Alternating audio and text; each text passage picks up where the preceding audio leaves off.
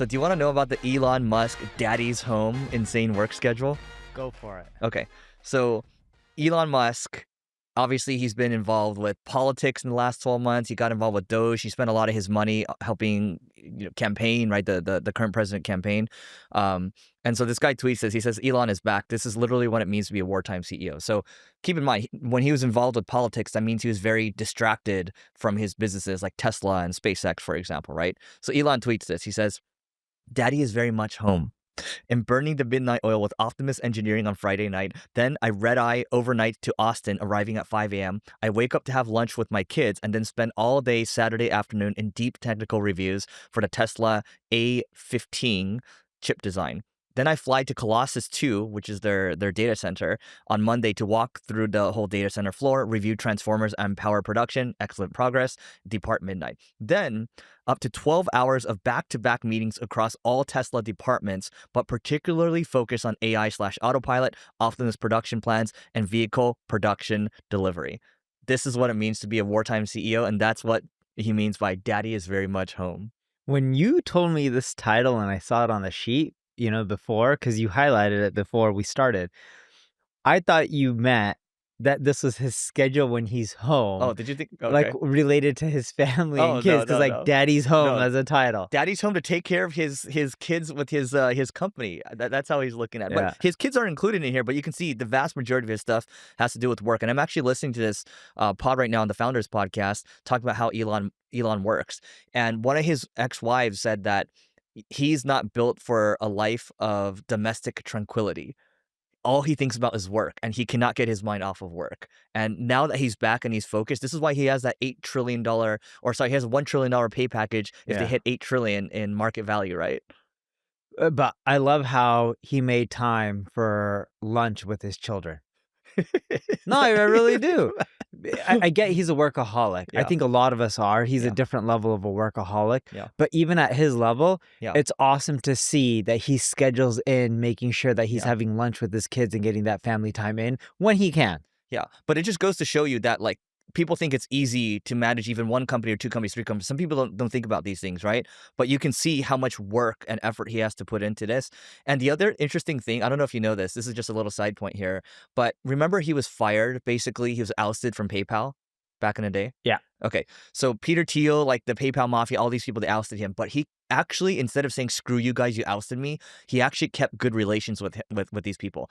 And that led to... I think in the long run, in the short run, there was some issues. Maybe, but Peter Thiel ended up saving SpaceX by putting $20 million in from Founders Fund 8 years later. So if he didn't maintain, somehow hold on to that relationship, it would have been screwed.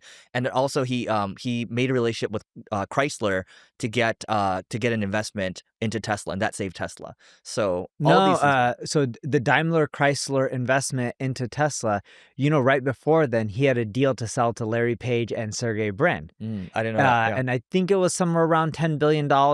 Don't quote me on the number. Yep. And what ended up happening was the Daimler Chrysler deal came in, so he decided not to sell to Google. Yeah, I mean, he was stuck between a rock and a hard place. And his wife said this back in the day. He would wake up in the middle of the night vomiting. He would be talking to himself in his sleep, right? But this just goes to show you that the amount of work it takes to build something really big and the consistency it takes. Yeah, I got the number wrong. And yes, in 2013, I just Googled this. Google AI Overview says, yes, in 2013, when Tesla was struggling financially, Elon Musk offered to sell the company to Google for $11 billion. And the deal included $6 billion for the acquisition and $5 billion for factory expansion. However, the deal was called off by Tesla. Called off as Tesla sales improved and the company recovered, meaning Musk no longer needed a savior. And I believe also the Daimler Chrysler deal came in sometime around there. But I don't know if he still does, but my guess is he still does. He has a great relationship with the Google founders. He used to stay at their house when he was traveling to Northern California. And he's just like, yo, I want to sell my company. I need money. Okay, sounds good. I really think it was like the Ellison deal. Yeah. When he was raising money for X. Yeah. He's like, how much sure. you need? Like, how's $1 billion? He's like, maybe a little more. It's like, okay, sounds good. I'm in. He was like $1 billion or whatever you think I should put in, right? And then he's like, all right. Yeah. But that's really how it is. You've raised money before, right? Not a ton of times, but you've raised money. Have you ever raised money from friends? Yeah. And when you raise money from friends, you do it's easy. hoopla speech or you just text? No, it's just you text. Yeah. It's or like, a phone call, right? How much do you need? Yeah. Yeah. Yeah. Same for you too, if you need it. If you need Uh-huh. to call out. Yeah. I've always had, when I've raised money from friends and family, and I haven't done it in a long time, but when I did it in the past, it was more so like text or calls, like, "Hey dude, just looking at this, I'm in this. All right, sounds good." Yep. Yeah. So anyway, that's I mean, it's good that he's focused again. It's good for everyone to see that this takes a lot of a lot of crazy work to get things done. But that is the Elon Musk daddy's home schedule. Here, one more thing I want to leave off with for everyone here. I, Elon's algorithm, if I were to simplify it for everyone, this is how he thinks about operating at SpaceX or Tesla. Think of it as DESSA, DESSA. Let me explain what this is real quick. D stands for delete. So whenever you look at something, you want to delete. His whole thing is deleting as much as you can from stupid processes and things like that. So delete, okay, that's D. E is the edit. Okay, you want to delete and then you want to edit. And then you want to simplify whatever it is that you're working on. Then you want to speed it up. And then you want to automate it, right? But at the very top of that, you're questioning everything. And if he runs that across everything, and he just keeps running that over and over. He won't take no for an answer, and he works all the time, and it inspires his team. So I'm not saying that's for everyone. That's just his style. But I think there's a lot we can learn. We can take pieces from what we like about what he does. I'm not saying, oh, he's a good or bad person or whatever. But I think there's a lot to learn based on what he's built. With the D is delete what part? So anything from a process, his whole thing is you need to question every single process, and then you need to delete. And then you need to delete to the point where sometimes you want to add 10% back. Most people don't delete enough. He thinks that's how a lot of companies become too bloated. So example of this, and you can correct me if I'm wrong here, with the delete side, is this an example like with the Tesla seat? They try to make the manufacturing easy, and they're like, why do seats have 100 or 200 parts? So he simplified the Tesla seat to have a lot less parts. Yep. All right. Yep. That works. And here's another thing. I mean, it used to be, so when they're launching one of their first rockets, they had 2 cracks. Usually when you have cracks, you need to delay the launch, right? He's like, why don't we just cut off where there's cracks and just shave it off? And NASA expected them to delay it by weeks or even months or so, and they ended up launching the next day. And did it work out? It worked. That was a 1-hour decision. That's cool. What happens if you could just put super glue and would hold it together? I don't know about that. See, you and I aren't physicists, so I wouldn't No, know. no. I'm messing around when I say super glue. Yeah. But no, that's true. Why not just cut off where the cracks are if it's not that important and needed, and then you're okay? Yep. All right, so I wanted to take a moment to tell you about my podcast co-host Neil's agency called NP Digital, and they work with a whole host of global companies or a global organization. Also, Neil has SEO tools such as 𝗔𝗕𝗢𝗓 and Answer the Public. All you have to do is go to npdigital.com to learn more, and we'll see you on the other side. Cool. Actually, kind of similar to this. Your phrasing for this is pusher. So up top here, so we got pushers, drivers, and barrels, and Elon's a very good example of a pusher, driver, and barrel. So first, why don't you define what a pusher is in your definition? I'm going to define what a barrel and a driver is. How about you start with the beginning, define the driver, the barrels, and I'll define the pusher. Okay. So a here, let's start with barrels first. So barrels, this comes from 𝗔𝗕𝗢𝗧, okay? And he talks about in a company, you have a lot of ammunition and you have a lot of barrels, okay? You could have all the ammunition in the world, but if you don't have barrels, like the guns to push them through, the bullets through, you're not going to make things happen. So if you only have 5 barrels in a company, like 5 bullets or 5 cannons, you're only going to be able to do those 5 initiatives at once. And so you need as many as barrels as possible because they just make things happen. They move very quickly. What's a barrel in a company? Is it human capital? Human capital. Yeah. Okay, so you need enough humans to actually go and execute on what you want. And it's no different. I mean, this is kind of similar to like a driver. A driver will just make sure they respond very quickly. They'll push. Like Elon, for example, he'll message one of his engineers at 2 a.m. saying, hey, I want to build, hey, what's it going to take to build tunnels under the street, right? And then they get on the phone. He's like, okay, I'm gonna message you in 3 hours. Okay, I want to know what the costs are and all this stuff. 3 hours later, he calls them 5 a.m., right? Okay, what are all the costs? $5 million it's going to cost us for these machines. Okay, buy 2 of those machines. I want to talk to you about it on Monday, right? That's an example of a driver, a barrel. These people are just people that make things happen ultimately. I thought that was a pusher. They're the same thing. They're all the same thing. So you're saying a company needs drivers, barrels, pushers. Yeah. Barrels, I get human capital, but you're saying pushers are very similar to driver, where you're just pushing. To me, they're all kind of the same thing. Yeah, because to me, a pusher is someone who's just pushing people. Yeah. Like I messaged one of our engineers, Saloon, when we were working on a visibility product early on, and I was just like, how much will it cost per prompt? And he's like, I'm at a party. He's in Brazil. So I was messaging him like 6, 7 p.m. my time. So call it close to midnight his time, somewhere around there. 10 p.m. 4 hours ahead, no? Brazil changes depending where you are. I 4 or believe 5 from 4 to hours. 6. Oh, 6. I thought it was 4 always to 4 to no, it 5. depends on the time and the season, Yeah. right? So let's just call it midnight. Let's Yeah, just use yeah. the easy number. And he's like, I'm coming home from a party. Probably drunk. No, he wasn't drunk. And Okay. he's just like, can I get it to you in an hour? I could have said you can get it to me the next day, but I was like, sounds good. And then he got it to me in an hour, and then we were discussing back and forth on the pricing. And then we were discussing, because that involves cost, right? Yeah. APIs. And then I was like, Yeah. okay, what can we give, the maximum that we can give away for free without really breaking the company? And then we figured it out. Almost figured it out that night. I would say a few days later they finalized it, but I had enough where I was comfortable, and then I told the team to go and run. The thing with these drivers, barrels, and pushers, these people are your A players, and they can't stand having to work with B and C players, right? And if they work with a B and C player and they can't get what they want, here's you as an example. If you don't get what you want, guess what? You're moving on to the next person and next person. And guess what? That person's kind of dead to you, whoever you couldn't get it from, right? It's sad, but they end up eventually being fired. Yeah. So it's not assuming that they really aren't good. If other people find tons of value in them, it's different. But usually, if the founder of a company is working with someone and they can't get stuff done, they tend to lay them off. 95+% of the time, that's what happens. Yeah, that's what I would say. So my point of saying all this, we're talking about Elon in the very beginning, this whole daddy's home thing. This daddy's home, when daddy's home, daddy is driving things, okay? Daddy is a barrel, right? Daddy's a pusher. Maybe it sounds weird that I'm saying it this way, but it is the reality. So, dude, and it really is hard to find a balance. I'm not at the level of the Elon Musk or anywhere near there, and I never will be, or even the Peter Thiels or even people below that a level. I'm nowhere near close to any of them. But what I found in my life when it comes to pushing, I used to push really hard, and I still do, but I don't push myself as hard. And a great example of this is I have a speech on the 28th of next month, so October 28th, to a Fortune 10 company, all right? From there, I could fly to Malaysia on the right after my speech, and then speak, and I think I can make it back home on the 30th because of time change. 31st, I'll be there for Halloween, and then the next day, I fly out to Milan. From Milan, I go after I'm there for a few days of meetings and speeches. Then from there, I go to Spain for meetings. Then I go to London for more meetings. Then I'm back home for a day. Then I go to Toronto for a day.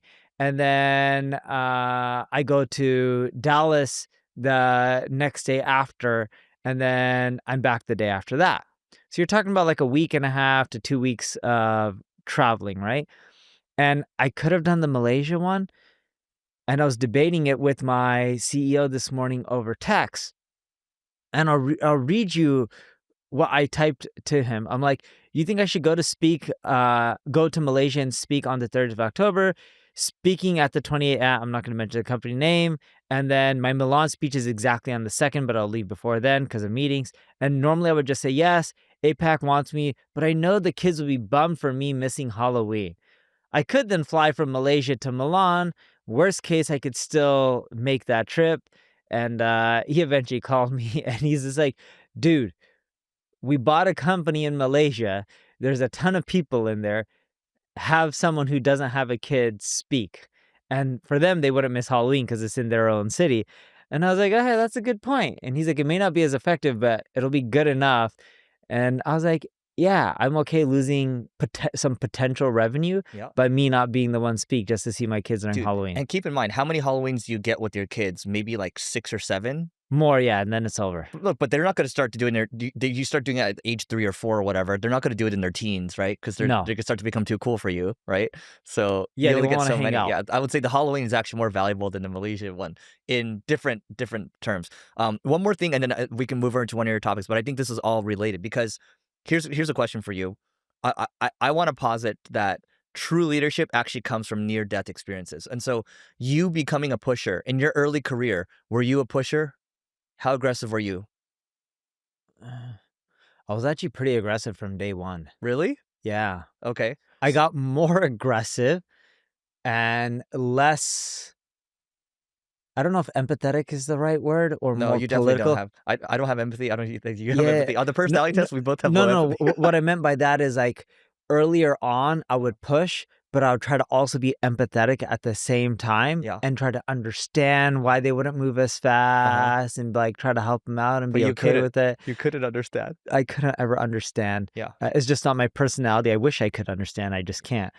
But I don't think I did push a lot. I did not push as hard as I do now. And what I mean by that is before when I pushed, I would care what people thought about me. So I would be careful on how I phrased it or found the right time to push, but I still wanted to, and I did overall. Yep. Now I just push whenever I want, and I don't care what people think. Yeah, but I think this is important. So where I'm going with this is that I think leaders really become leaders once you go through a couple of near-death experiences, which we've been through. You've been through so much where it's just like, dude, enough. Like I've seen this movie before. I know exactly what I want, and I'm gonna ask for what I want, and I'm not gonna wait. I don't care what you think. And as much, I think humans still care a little bit all the time, right? But I think you have to go through a couple of near-death experiences to really evolve your leadership style into what it needs to be. You're spot on, because earlier on, when I was more sympathetic and I was trying to figure out how to push in a polite way, which doesn't really work out, Nope. in my opinion, a lot of those companies had near-death experiences, and some of them actually did die. And in today's world, the reason I push harder and I don't care is because I know the consequences from not pushing and not pushing when you should push instead of just be like, oh, let me wait a week or a month. Maybe they'll figure it out and then I'll push then. No, it doesn't work. You just lose a lot of time and money and it just crushes the business. And this is fascinating because I've always known you to be a pusher, but you've seen me evolve over the years. Yes. And yeah, the near-death experiences, like they shape you. Yeah. Eric, can I share how you were before? Yeah. So Eric used to have this philosophy. It was really admirable. I couldn't do it. Noah's here. He can even validate this because it was in Eric office. used to have this philosophy when I started working with him. And even over, I would say over the last 5+ years ago, you had this philosophy where he would want his team to try to figure it out. And he wouldn't have the attitude of they should just figure it out on their own. He would actually try to help them. Books, knowledge, videos, Coaching, conferences, coaching, like paying for their coaching. So he would try to help them improve. And I remember you quoting me an IBM quote one time. It was something on like someone made a big mistake at IBM that cost like $100 million. And the CEO said, why would I fire him? We just went through some training or learning. Like, screw that, fire them. But, and I'm not saying I'm right. I've never created a company the size of IBM. But Eric, would quote that to me. And he mentioned on how his team was learning a lot and they're improving. And it is actually true. Your team did improve over time and learn.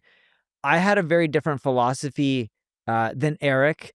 And my philosophy, I would say, has been very similar from day one of being an entrepreneur. And I'm not saying my way is the only way that works, because I know entrepreneurs who tell their teams don't work all the time, don't work on weekends, have a work-life balance.